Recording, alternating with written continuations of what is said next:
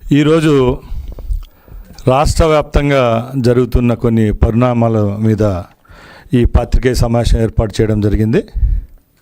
ముఖ్యంగా కూటమి ప్రభుత్వం ఏర్పాటైన 2 సంవత్సరాల్లో రాష్ట్ర వ్యాప్తంగా ఎన్నో సంక్షేమ అభివృద్ధి కార్యక్రమాలు గౌరవ ముఖ్యమంత్రి నారా చంద్రబాబు నాయుడు గారి నాయకత్వంలో ఈ కూటమి ప్రభుత్వం అందిస్తూ ఉంది.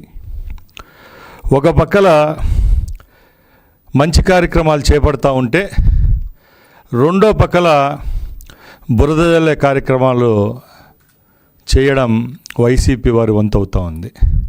దానిలో భాగంగానే ఈ 24 నెలల్లో ఎన్నో పరిణామాలు మీ అందరి దృష్టికి రావడం జరిగింది.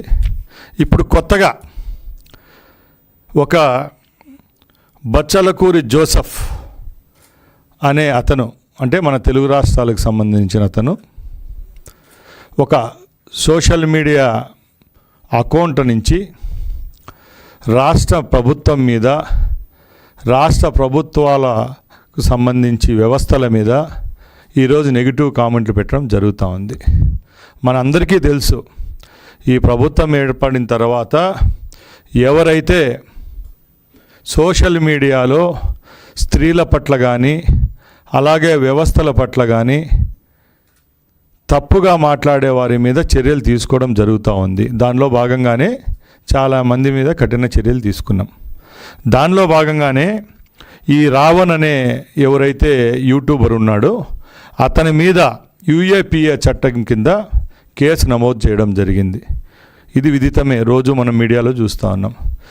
దీని మీద కూడా వైసీపీకి సంబంధించిన నాయకులు ఇది పెద్ద దేశ సమస్య కట్టు చూపిస్తూ ఇతనేదో పెద్ద మహానుభావుడు, స్వాతంత్ర ఉద్యమంలో పాల్గొన్నవాడు విధంగా ఆయన చిత్రీకరించడం చాలా హాస్యాస్పదం. ఎందుకంటే ఈ రాష్ట్రం అనేదానికి ఒక బ్రాండ్ ఉంది.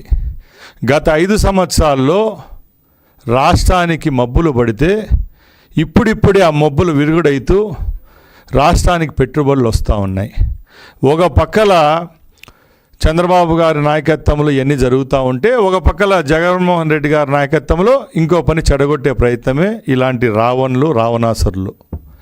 మేము ఒకటే చెప్తున్నాం, మా ఆత్మస్థైర్యాన్ని, మా నాయకుడి యొక్క కమిట్మెంట్ను ఎవరు దెబ్బతీయలేరు.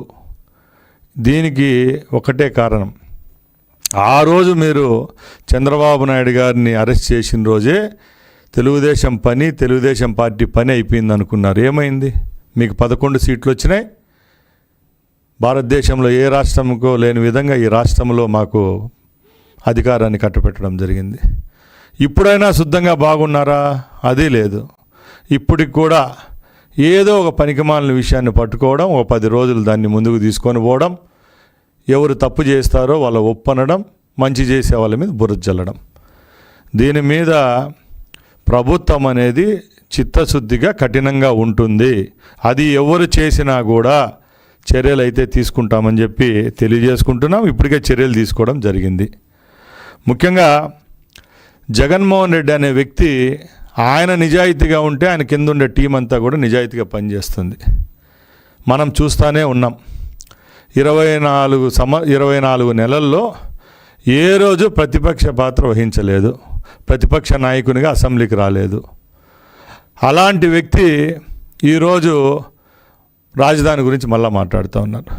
జగన్మోహన్ రెడ్డి గారి నాలుకకు నరాలు ఉన్నాయా లేదా అని మేము అడుగుతున్నాం.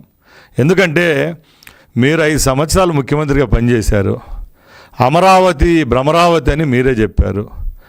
మీరే పోయి ఒక పెద్ద ప్యాలెస్ కట్టుకొని వైజాగ్ రాజధాని అని చెప్పారు. మళ్ళీ 3 రాజధానులు అని చెప్పారు. కర్నూలు అంట్రీ ఏమైంది చెప్పండి? ప్రజలు తిరస్కరించారా లేదా? అంటే క్లియర్ మ్యాండేట్ ఇచ్చారా లేదా? మీరు చెప్పింది తప్పు కాబట్టి ఈ పక్క క్లియర్ మ్యాండేట్ రావడం జరిగింది. మళ్ళా మీరు ఈరోజు మావిగన్ అంటారు, కొన్ని రోజులు విజయవాడ రాజధాని అంటారు. నేను ఒకటే అడుగుతున్నా, జగన్మోహన్ రెడ్డి గారు, మీకు అమరావతి సిఆర్డీఏ లిమిట్స్ తెలుసా అని మేము అడుగుతున్నాం, ప్రశ్నిస్తున్నాం. ఎన్ని నియోజకవర్గాలు సిఆర్డీఏ లిమిట్స్కి వస్తాయి? అమరావతి చట్టబద్ధత అంటే ఏదైనా తెలుసా మీకు? మీలాంటి దుర్మార్గులు, మీలాంటి నీచులు ఉంటారు.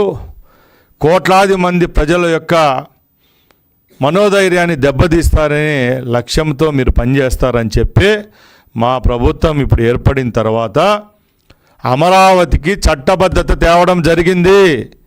కళ్ళు లేని కబోదులా మీరు, లేకపోతే చెవులు వినపడడం లేదు, మాకు అర్థం కావడం లేదు. పార్లమెంట్లో, అసెంబ్లీలో, ఉభయ సభలు, పార్లమెంట్లో ఇక్కడ 2 సభల్లో కూడా అమరావతి బిల్లు పాస్ చేశాం, చట్టబద్ధత కల్పించాం. అవన్నీ కల్పించాము కాబట్టే ఈరోజు ప్రపంచవ్యాప్తంగా ఉన్న ఎన్నో ఇన్స్టిట్యూట్స్ అమరావతికి రావడం జరుగుతూ ఉంది. కేవలం ఐటీ రంగానికి సంబంధించినవి కాదండి, ఎడ్యుకేషన్ ఇన్స్టిట్యూట్స్ వస్తున్నాయి, హాస్పిటాలిటీ రంగానికి చెందిన ఇన్స్టిట్యూట్స్ వస్తూ ఉన్నాయి, హాస్పిటల్స్ వస్తూ ఉన్నాయి, డేటా సెంటర్లు వస్తున్నాయి. ఇవన్నీ వస్తూ ఉన్నాయంటే అమరావతి ప్రాంతానికి దీనికి చట్టబద్ధత ఉంటేనే వస్తుంది. మళ్ళా మీరు మావిగన్ అండము, విజయవాడ అండము, ఇది మీ సంస్కారానికి తగునా అని మేము అడుగుతున్నాం. ఎందుకంటే మీరు 5 ఏళ్ళు పరిపాలించింటే 5 ఏళ్లలో 15 ఏళ్ళు వెనక్కిపోయింది రాష్ట్రం. ఈ 2 సంవత్సరాలు చంద్రబాబు నాయుడు గారు దాన్ని అంతా సర్ఫేస్ కడిగి మళ్ళీ ఆనిముత్యంలాగా ఈ రాష్ట్రాన్ని బ్రాండింగ్ చేస్తూ వస్తారు. ఎందుకు జడగొడతారు? మీరు అవమానించేది మా ముఖ్యమంత్రినో, మా క్యాబినెట్నో, మా ప్రభుత్వాన్ని కాదు. మీరు విమర్శిస్తూ ఉండేది, మీరు చెడగొడతా ఉండేది ఆంధ్ర రాష్ట్రంలో ఉన్న 5.5 కోటి మంది ప్రజల యొక్క మనోధైర్యాన్ని. ఇది మీరు గ్రహించాలి. రాజకీయాలు ఉంటాయి, పోతాయి, అధికారాలు వస్తాయి, పోతాయి. మన ప్రజలు మన మీద విశ్వాసం పెట్టుకున్న వాళ్ళు, ఏ జాతినైతే మనల్ని ఎన్నుకున్నారో, మిమ్మల్ని కూడా 5 సంవత్సరాలు ముఖ్యమంత్రి చేశారు కదా, వాళ్ళ మీద కొంచెమన్నా కరుణ లేదా అని మేము అడుగుతున్నాం జగన్మోహన్ రెడ్డి గారిని. ఇంకో విషయానికి వస్తే, ఈరోజు భారతదేశంలో ఇన్ని రాష్ట్రాలు ఉన్నాయి. అన్ని రాష్ట్రాల్లో పెట్టుబడుల సంఖ్య చూడండి, ఆంధ్ర రాష్ట్రంలో ఉన్న పెట్టుబడుల సంఖ్య చూడండి, ఇక్కడ జరుగుతున్న ఎంఓయూలు చూడండి. గూగుల్ డేటా సెంటర్ రావలేదా వైజాగ్కు? మీరే చెప్పారు గూగుల్ డేటా సెంటర్ వచ్చింది, అది మేము ముఖ్యమంత్రిగా ఉన్నప్పుడు మేము చేసిందే ఈరోజు వచ్చిందంటారు. మీ తండ్రి గారు, మీరు రాయలసీమ ప్రాంతం నుంచి వచ్చిన వాళ్ళే. మీ నియోజకవర్గానికి కూతవేటులో ఉన్న జమ్మలమడుగు నియోజకవర్గంలో మీరు 5 సంవత్సరాలు ముఖ్యమంత్రిగా ఉంటే కేవలం శిలాఫలకాలకు మాత్రమే పరిమితి అయిన జిందాల్ స్టీల్ ప్లాంట్ చంద్రబాబు నాయుడు గారి నాయకత్వంలో 3 రోజుల ముందు పనులు స్టార్ట్ చేయడం జరిగిందా లేదని మేము అడుగుతున్నాం. ఎక్కడ న్యాయం ఉంది? కింద పడినా మీదే ధర్మము, పైన పడినా మీదే గెలుపు అంటే ఇక్కడ ఒప్పుకుండే ప్రజలు ఎవరు లేరు. ప్రజలకు అంతా తెలుసు ఏ ప్రాంతానికి ఎవరు చేస్తున్నారు, ఏ ప్రాంతానికి మంచి చేసేవాడు ఎవడు, చెడ్డ చేసేవాళ్ళు ప్రజలకంతా తెలుసు. కాబట్టి జనాలు చాలా విఘ్నులని మేము తెలియజేసుకుంటున్నాం. ముఖ్యంగా ఆంధ్ర ప్రాంతం నుంచి, రాయలసీమ ప్రాంతం నుంచి ఎన్నికైన శాసనసభ్యులు అందరం ఉన్నాం. మా అందరికీ తెలుసు చంద్రబాబు నాయుడు గారు ఏ ప్రాంతాలకు ఏ విధంగా మంచి చేస్తున్నారు. ఈరోజు రాయలసీమ ప్రాంతం సస్యశ్యామలంగా ఉంది, పచ్చగా ఉంది, 3 పువ్వులు 6 కాయలుగా ఉండదంటే ఎక్కడ కృష్ణమ్మ, ఎక్కడ కుప్పం? కృష్ణానది ఎక్కడ పుడుతుంది, ఎక్కడ ప్రవహిస్తుంది? కుప్పంలో చివరి ప్రాంతానికి నీళ్ళు ఎలా వెళ్తున్నాయి? ఇది చేసింది మీరా, చంద్రబాబు నాయుడు గారా? ఒకసారి ఆత్మవిమర్శ చేసుకోవాలి. ఈరోజు కుప్పం నియోజకవర్గం భారతదేశంలోనే ఒక మోడల్ నియోజకవర్గంలో తయారవుతూ ఉంది.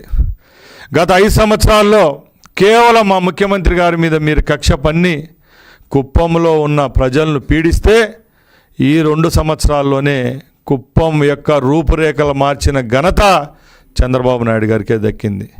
ఒక ఇన్ఛార్జ్ మంత్రిగా చిత్తూరు జిల్లాలో మొన్న 3 రోజులు ముఖ్యమంత్రి గారితో పాటు కుప్పంలో పర్యటిస్తే ఒకే రోజున 11,000 కోట్ల రూపాయల పెట్టుబడులకు శంకుస్థాపన కార్యక్రమాలు చేయడం జరిగింది. ప్రపంచంలోనే నెంబర్ 1 షూ కంపెనీ అయిన ఆడిడాస్ కంపెనీ కుప్పంలో నెలకొల్పడం జరుగుతూ ఉంది. మన రైతులకు అన్ని విధాల పనికొచ్చే చికెన్ ప్రాసెసింగ్ యూనిట్స్ ఏవైతే ఉన్నాయో 900 కోట్లు పెట్టుబడి పెట్టి ఈరోజు కుప్పంలో గుడిపాడు మండలంలో రావడం జరుగుతూ ఉంది. 117 కోట్ల రూపాయలతో అధునాతనమైన బస్ టెర్మినల్ను భారతదేశంలో ఏ నియోజకవర్గంలో లేని విధంగా ఈరోజు మేము కుప్పంలో ఏర్పాటు చేయడం జరుగుతూ ఉంది. హంద్రీనివా నీళ్లు తీసుకొని వచ్చాం. 120 చెరువులు కుప్పం నియోజకవర్గంలో నింపడం జరిగింది. ఎక్కడ ఏ విధమైన వేమరపాటు లేకుండా అన్ని నియోజకవర్గాలను ముందుకు తీసుకొని పోయే ప్రభుత్వం మా ప్రభుత్వం, చంద్రబాబు నాయుడు గారి ప్రభుత్వం అని తెలియజేసుకుంటున్నా. అలాగే మా యువ నాయకులు లోకేష్ బాబు గారి కొరియా పర్యటన జరుగుతూ ఉంది. అక్కడ మీలాగా చదువురాని వాళ్ళు ఎవరు ఉండరు. ఏం జరుగుతూ ఉంది? ఒక నాయకుడు, ఒక మంత్రి వేరే దేశాలు పర్యటించినప్పుడు అక్కడ ఎవరెవరిని కలుస్తూ ఉన్నారో, మీరు కూడా ముఖ్యమంత్రిగా ఉన్నారు కాబట్టి మీకు కూడా తెలుస్తూ ఉంటుంది. ఒక రాష్ట్రానికి సంబంధించిన మంత్రి పోతే రెడ్ కార్పెట్ పరిచి ఆహ్వానించే పరిస్థితి ఈరోజు మా నాయకునికి దక్కింది. ఎందుకంటే ఆయన విద్యాభ్యాసము, ఆయన చదువుకున్న ఆయన విలక్షణత, ఆయన యొక్క నిడారంభరతోనే ఈరోజు చిన్న వయస్కుడైనా కూడా పెట్టుబడుల పరంపర ఈ రాష్ట్రానికి తెచ్చే బాధ్యత ఆయన భుజాలపైన వేసుకొని ఈరోజు తీసుకొని రావడం జరుగుతూ ఉంది. గూగుల్ డేటా సెంటరే కాదు, రాయల్ ఎన్ఫీల్డే కాదు, ఐఐటీలు కాదు, ఐబిఎంలు కాదు, ఇలాంటి సంస్థలు వస్తాయి. ఆంధ్ర రాష్ట్రం రాబోయే కాలంలో నెంబర్ 1 రాష్ట్రాల్లో ఉండే విధంగా ముందుకెళ్తామని తెలియజేసుకుంటున్నాం. అదేవిధంగా మేము ఒకటే చెప్తున్నాం, తెలుగుదేశం ప్రభుత్వం ఏర్పాటైన తర్వాత ఈ రాష్ట్రంలో ఎక్కడ కేసులు, కక్షలు, కార్పణ్యాలు మీ ప్రభుత్వానికి మా ప్రభుత్వానికి ఒకసారి పోల్చుకోండి. ప్రతి ఒక్క గ్రామంలో కుట్రబెట్టిన పరిస్థితి మీది. ఆ రోజు వాలంటీర్ వ్యవస్థను తీసుకొని వచ్చారు. 50 కుటుంబాలకు వాలంటీర్ని ఏర్పాటు చేశారు. అన్నదమ్ముల మధ్య చిచ్చు పెట్టారు. పక్కపక్కల పొలాల మధ్య చిచ్చులు పెట్టారు. గ్రామాల మధ్య పెట్టారు. మండలాల మధ్య పెట్టారు. పెట్టి పెట్టి పెట్టి మీకు భగవంతుడు వేసిన శిక్ష 11 సీట్లు. ఇంకా ఈ విధమైన చర్యలు ఇదే విధంగా మీరు చేస్తూ ఉంటే రేపు మీ ఉనికి ఇంకా తగ్గిపోతుంది. మిమ్మల్ని నమ్మే పరిస్థితులు రాష్ట్ర ప్రజలు లేరని తెలియజేసుకుంటున్నా.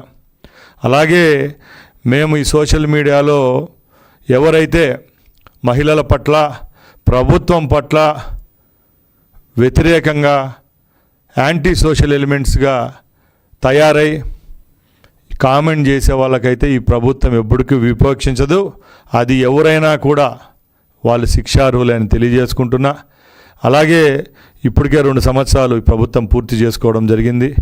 ఈ 2 సంవత్సరాల్లో ఎక్కడా తొనక్కుండా సంక్షేమం ఒక పక్కల, అభివృద్ధి ఒక పక్కల జోడెద్దులు ఎలా ప్రయాణిస్తాయో అదేవిధంగా ఈ రాష్ట్రంలో మా ప్రభుత్వం ముందుకెళ్తా ఉంది. కాబట్టి జగన్మోహన్ రెడ్డి గారి టీంకి ఒకటే చెప్తున్నాం, మీరు చేసే మాటలు, మీరు చేసే వెకిలి చేష్టల వల్ల ప్రజల్లో వ్యతిరేకత వస్తుంది, కానీ ఎక్కడా మీ మాటలు నమ్మే పరిస్థితి లేదు. ఎందుకంటే ఒకసారి ఈ వరుస క్రమాలు చూడండి. మీరు ప్రభుత్వం కోల్పోయిన రోజు నుంచి ఈ రోజు వరకు మీరు చేపట్టిన కార్యక్రమాలన్నీ తీయండి. రైతుల పక్షపాత అంటారు. రైతులు పండించిన పంటలు నేలపాలు చేస్తారు, ట్రాక్టర్లతో తొక్కించుకుంటూ పోతారు. పొగాకు రైతులు పరామర్శ అంటారు, మిర్చి రైతులు పరామర్శ అంటారు. మార్కెట్ యార్డ్లలోకి దూరి బస్తాలు తీసుకొని వెళ్ళిపోతారు. 16,500 డిఎస్సి పోస్టులు చేసి 6 నెలల నుంచి 8 నెలలు జీతాలు తీసుకుంటే అలాంటి వ్యక్తులు తప్పుడు వాళ్ళు క్వశ్చన్ పేపర్ లీక్ అయింది, అది ఇది అని చెప్పి ప్రభుత్వం తప్పు చేసిందని మా మీద నిందిస్తారు. మేము ఒకటే చెప్తున్నాం, మీరు హాస్యం చేస్తున్నా, మీరు వాళ్ళ మీద వ్యతిరేకత చూపిస్తున్నా అది ప్రభుత్వం మీద కాదు. 16,500 నిరుద్యోగులు ఎవరైతే ఉద్యోగాలు పొంది ఈరోజు వాళ్ళ కుటుంబాలను సక్రమంగా నడుపుకుంటున్నారో వాళ్ళందరిని అవమానించడమే తప్పక మీకు ఒదిగేది ఏదని తెలియజేసుకుంటున్నా.